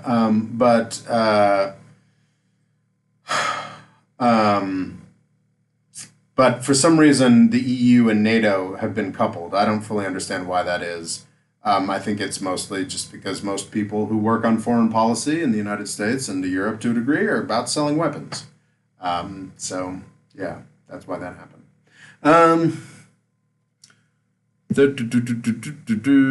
More Freedom Foundation. Regardless of your view on Poroshenko, it's an undeniable fact that Zelensky is a legitimate president of Ukraine by a wide... Yes, for sure. Zelensky is a legitimate president of Ukraine by a wide margin. And as I think I've said a couple times in this presentation, I think Zelensky is the best thing that's happened to Ukraine so far. And that says very little. That he has leapt over an incredibly low bar. And I don't just mean since 2014, I think probably since independence. Ukraine has been adrift and poorly run for 30 years. I haven't had the time to interrogate in more depth why that is. Certainly, I think it's in Russia's interest to keep it that way. But no, Zelensky is a legitimate ruler of Ukraine. But I think the fact that he had to tailor his policies to be more hawkish and anti-Russia after being elected by the Ukrainian people to make peace with Russia, I think is very telling and is an indicator of the extent to which Ukraine is certainly not ready to join NATO. And unfortunately isn't ready to join the European Union either. Questions. Oh, I missed a super chat. Goddamn, where did it go? We'll go find Staro Pulsaro. Staro Pulsaro. Thank you, Scott, for letting me know. Staro Pulsaro. So far, the threat of a Russian invasion has caused international investors to pull money from Ukraine. How can Zelensky convince investors not to leave? Yeah, the impact of this war craze has just been incredibly shitty for Ukraine, and I think Putin is very happy about that. Someone had talked about how actually because the U.S. issued this this finding last week that a war is about to happen. Planes won't fly to Ukraine. The Ukrainian government has to put up all kinds of money for insurance and whatnot just to have any kind of commercial air traffic. It's been tremendously disruptive for Ukraine. I think Putin's sort of attitude is, well, fuck around and find out. And I think from the Russian perspective, even short of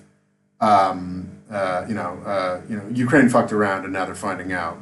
Short of any actual invasion, I think the consensus is actually shifting today towards there definitely not being an invasion. Of course, that would be the preliminary to an invasion, right? So it's way too early to start doing victory laps about there not being an invasion and the U.S. government looking silly. But even without an invasion, the economic damage to Ukraine has been immense. And it's just going to continue. And how can Zelensky convince investors not to leave? He can't. He can make some kind of agreement with Russia, which is sort of exactly where Russia wants to put him. And that's quite sad. Wow. Byram asks, do you think India will win in a dancing battle against Russia? That's quite...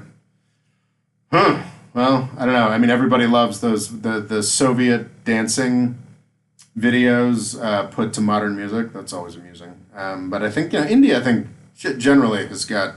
I mean, both of them have storied long-term dancing cultures. But I feel like the Indians have done a better job of getting their stuff out there. I feel like Bollywood is a more impressive institution than anything we've seen out of.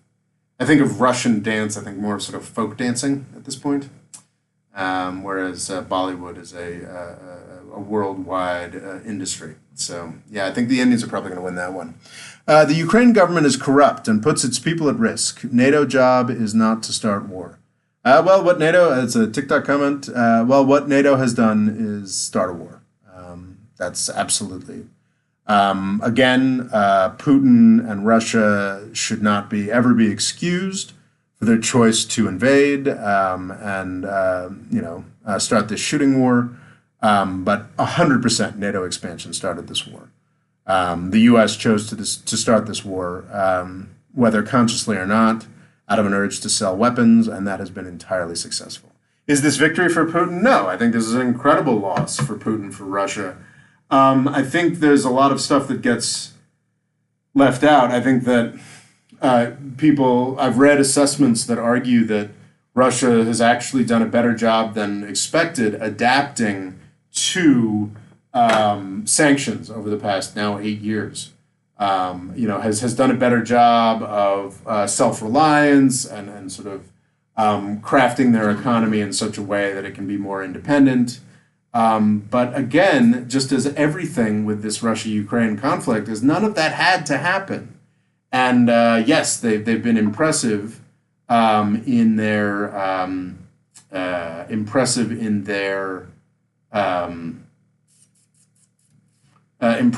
resilience and their ability to reorganize things, but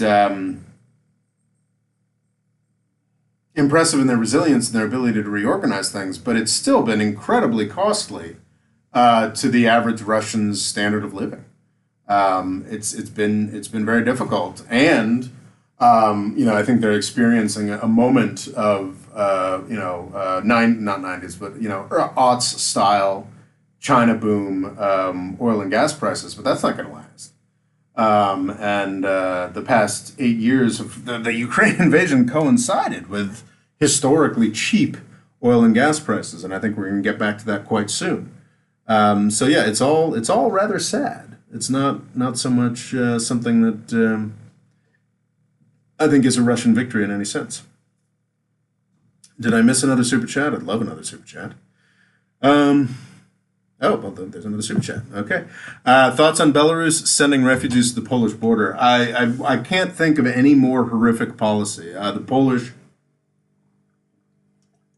obviously didn't acquit themselves well. I think probably as the Belarusians explained. For those who don't know, I think as a reaction to sanctions that were a reaction to Belarus's absolutely outrageous hijacking of a foreign plane to kidnap somebody on it. Absolutely outrageous. There were sanctions, and then I think Belarus, to play on Poland's very famous hostility to migrants, started flying people from Iraq and just marching them towards the border with no services. And the Polish also refused to allow them in. So I think we've had dozens of people just dying in the no man's land between Poland and Belarus. Really horrific story. My understanding is that I think they just, it was stopped because US or EU influence simply shut down Iraqi flights to Belarus. But yeah, just a very profoundly sad story. Just profoundly sad. I think in some of my wilder flights of fancy, I was sort of like, well, how crazy would it be if Russia invaded Ukraine and then Poland took the opportunity to, take some of Belarus, which I'm sure Polish nationalists believe that Belarus belongs to them anyway. That would be a really horrific eventuality. But I think it does seem like the Belarus, that horrific refugee story was shut down just simply by the fact that we're not letting Belarus fly. We're not letting people fly from Iraq to Belarus as much as we used to. It's all very sad. Is he live on YouTube? Yes, I am live on YouTube. I am live on YouTube and TikTok at the same time. It's crazy, huh? And I did a live chat on TikTok yesterday where I got up to like 50 or 60 viewers at one time. But I've got like 90 on YouTube. And I was actually at 120 on YouTube for a minute before the connection started breaking up. But yes, this is simulcast on YouTube and TikTok. It's very exciting. Daximan, Rob, could our policy of increased isolation and sanctions towards Russia absolutely risk turning the country into a failed state? This is the horror story. I think this is the horror scenario that we somehow managed to break Russia down further. I think Russia is entirely right to be concerned about U.S. interest in disintegrating Russia. I think Russia is right that if we were to successfully add Georgia and Ukraine to NATO, then we'd start talking about Chechnya, because that's absolutely what we were doing in the 90s. The Chechens, I think, under Yeltsin, briefly won a high degree of autonomy. I don't think they went for full independence.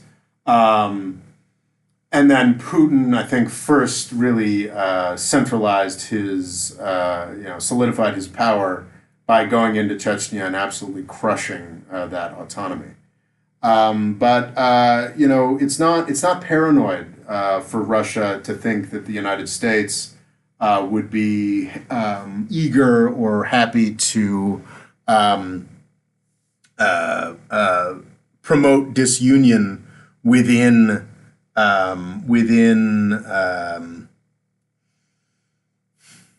Russia itself. Because we did in the 90s. We didn't. To be clear, I don't have any concrete evidence that we actually were supporting Chechen separatists, but 100%.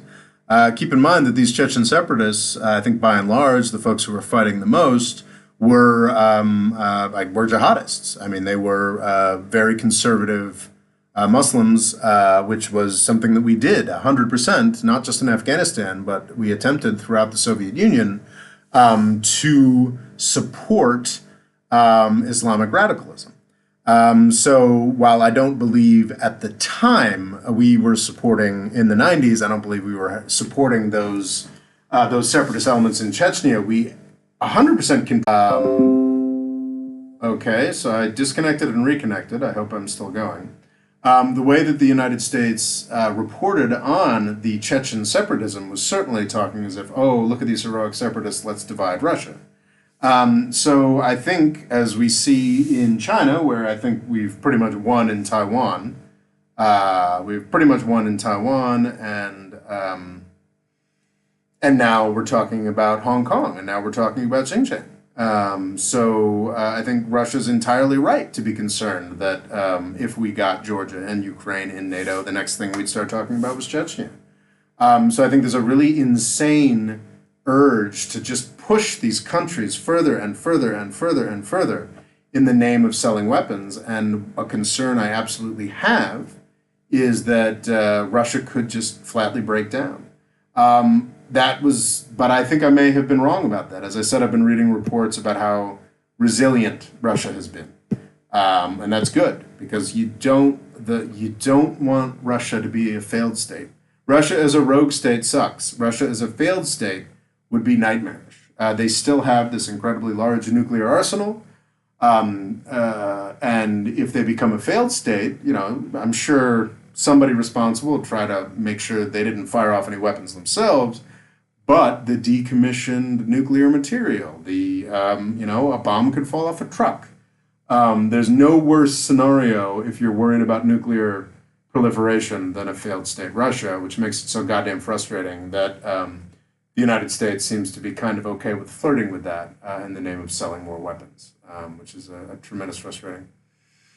Brando Commando says, last one because I'm a broke college kid, but do you think Sweden will join NATO if Russia invades? That's a really good question. Well, thank you, Brando Commando. You're not obligated to be as generous as you are, Brando Commando. I'm very grateful. Do you think Sweden will join NATO if Russia invades? I think that's a very good thing to threaten Russia with, honestly. I think that's up there with Nord Stream 2, essentially saying that if if Russia does invade Ukraine, then yeah, Sweden and Finland should join NATO. I mean, unfortunately, we have NATO now, so that ship has most assuredly sailed. Sorry, I got to decline a call. That ship has most assuredly sailed. NATO exists, and I think that's actually a good thing to threaten Russia with around its Ukraine behavior. Is that if Russia goes into Ukraine more firmly, then Finland and Sweden will join NATO. Of course, Finland's already buying dozens of F-35s from the United States, is already integrated into U.S. Defense planning to some degree if they've got F-35s.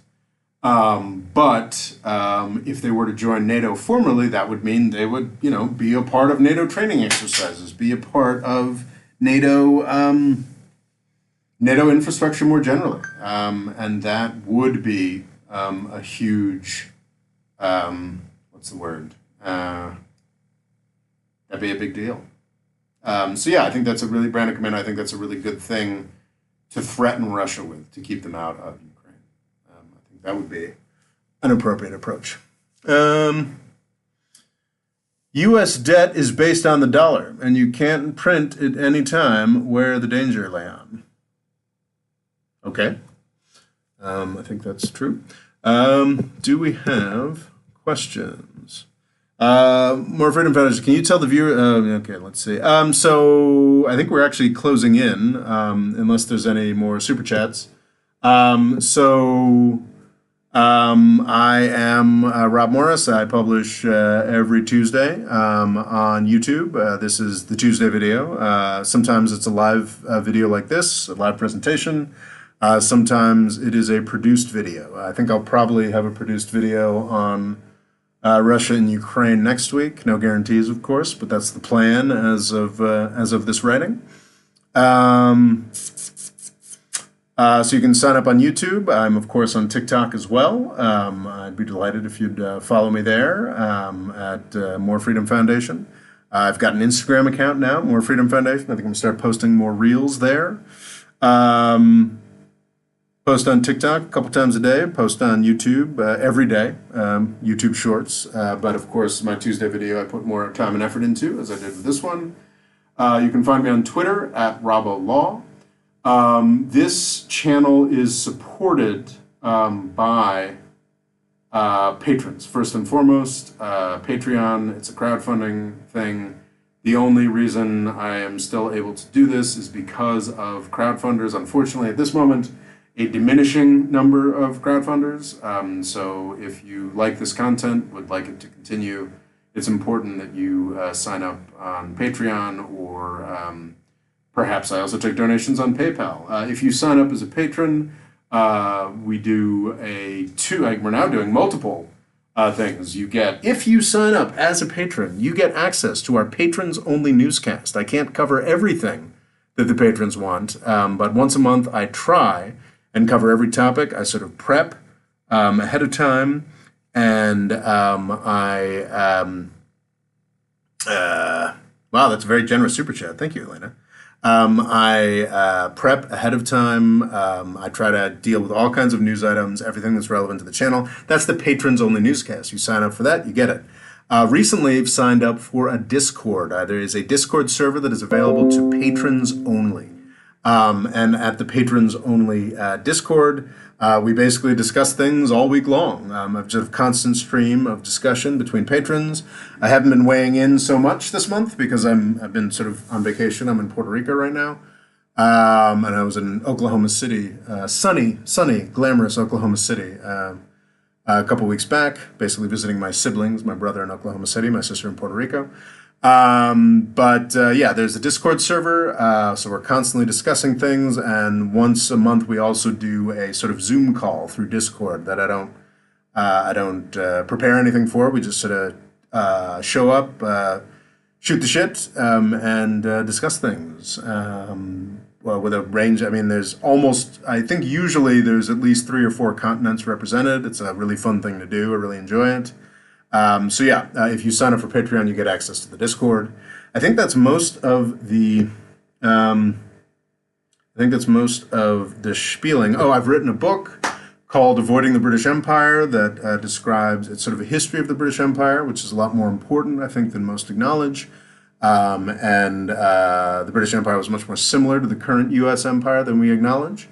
I think the U.S. is now making the same mistakes that the British Empire made that led to 2 disastrous world wars. So I think that's a worthwhile book. There's also Everybody's Lying About Islam, which talks about the way that the U.S.-Saudi relationship was at the heart of this whole idea of radical Islamic terrorism. Staro Pulsaro has asked, what are your thoughts on Keynesian economics? Which is an incredibly deep question. I think I was very susceptible in my early 20s when I was first learning about these things to sort of Friedmanite economics, this idea that, well, I guess that would be monetarism, which I don't even really understand what that is, but this sort of general Reaganite, all that matters is being pro-business, et cetera, that sort of approach to things was definitely something that I imbibed with my mother's milk. I've certainly since 2000, and in 2008, I was definitely one of those sort of drones who was like, oh my God, why would we go Keynesian? We can't do that. But watching the aftermath of the U.S. financial crisis just continue to unfold and be more and more disastrous as time went on, it became clear to me that, oh, actually, this Keynes fella had a little more that was worthwhile to say. And I think that Keynes obviously was a tremendously influential thinker, a guy who formulated a range of things in response to what was going on of his time. But I think in shorthand, Keynesian economics nowadays is basically the idea that, you know, when the economy goes down, you should spend more money and do some stimulus spending, which we've started doing more, which is good.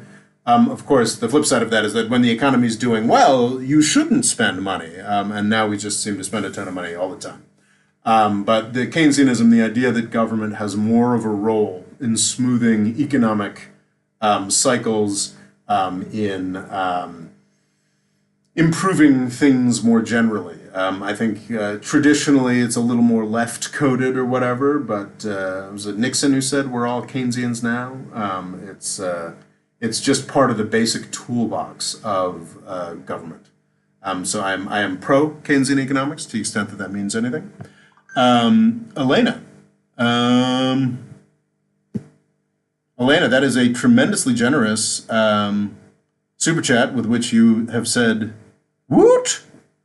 Well, Elena, allow me to say right back at you, woot! Do you have a question, Elena? Thank you. No questions from Elena. And yes, super chats prolong the stream. But you know, Elena's got to ask a question. AirB619. Why the hell did Ukraine give up nukes for the promise of not invading by Russia? I was reading a little bit about this yesterday. Ukraine never had control of the nukes. The nukes were within Ukraine territorially on bases controlled by the Soviets. And the Soviet army, which was, I believe, still almost entirely subservient to the Russian government. So what I think it's a little more complicated than is typically described. So if Ukraine wanted to take control of those nukes, they might have had to have gone to war against the Soviet army or Russia. So I think someone had pointed out that actually if Ukraine had tried to take and hold those nukes in 1995 or what have you, then there would have been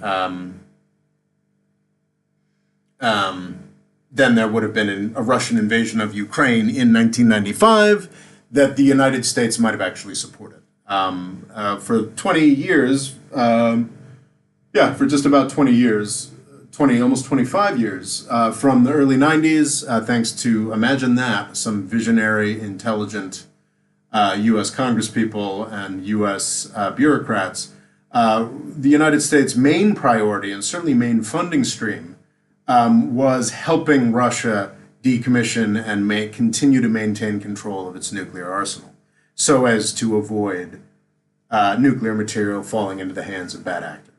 That ended in 2014, which is terrifying. Yeah. Okay. Well, thank you for that super chat. Jackson Min asks, really, really briefly, thoughts on Johnny Harris. Well, I think I'm drafting, I hope to, do an extensive thoughts on Johnny Harris next week. We'll see. Anyway, thank you all so very much. I'm sorry that the stream was so spotty, but sometimes one is in Puerto Rico, and thank you all for being here. The More Freedom Foundation is nothing without folks who show up and participate and are very generous. Thank you so much, thank you for being here. Oh, no question. Just likes hearing everyone's information, always enjoying the information. Well, thank you so much, Elena. I appreciate that. That's a very generous super chat. I'm very grateful. Okay, I think that is it. We've done our 2 hours, and I think I have to sign this room back over to its occupant, its owner. And anyway, thank you so much, and subscribe, like, comment, all that stuff, all that good stuff. All right, toodles. We are ending the stream.